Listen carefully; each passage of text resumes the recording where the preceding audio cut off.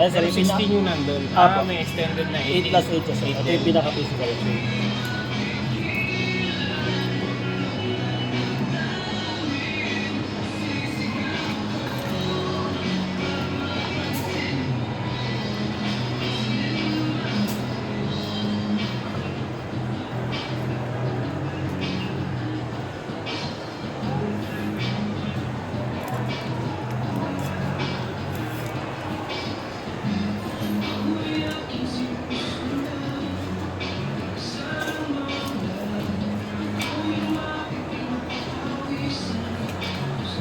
Screen protector sir, nakalagay dito.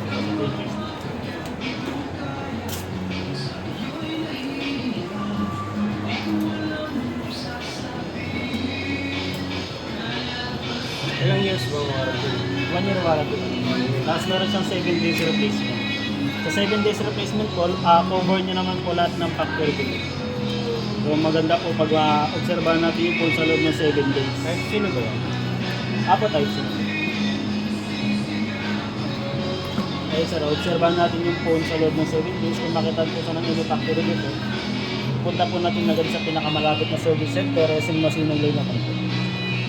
Para mabigyan nila kayo ng technical report. Kung kasi kailangan ng store namin para palitan tong unit sir.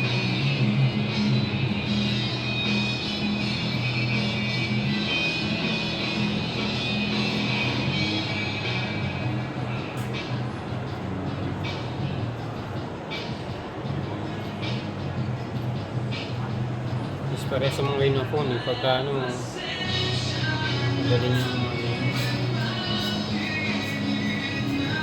ito yung oras mo. Pagka nalagyan naman siya ng single trip, automatic naman siya sa time. Sounds po okay naman. Volume rockers, volume down, volume up. Okay naman po pala. Maximum volume po 300 pesos. So, wala stereo speaker. Then sa camera po, 50 megapixel main camera. Then yung flash po natin, okay naman po. Front camera po, night mode photo, ganun pa rin. Normal photo.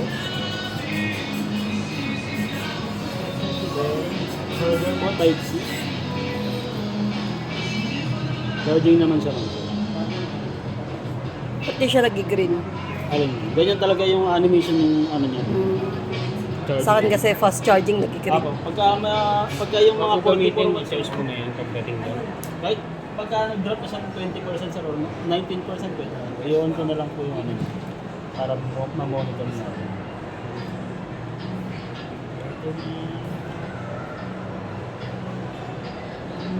Kahit mag-19 din naman siya kailangan ipalobat pero Kasi mga installed na palang ano. Apo, may mga applications sa loob.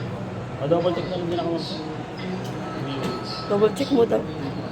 physical check din po para kung may gas-gas o may basa na. Paano na lang nung ano? Itong, ay bago pala isara, bibili muna ako ng ano, SIM card. Dito para may lagay. Ang SIM card mo yung ano mo, GOMO din. Sige, kung GOMO, kano ba yung GOMO? 700. Saan ba mabibili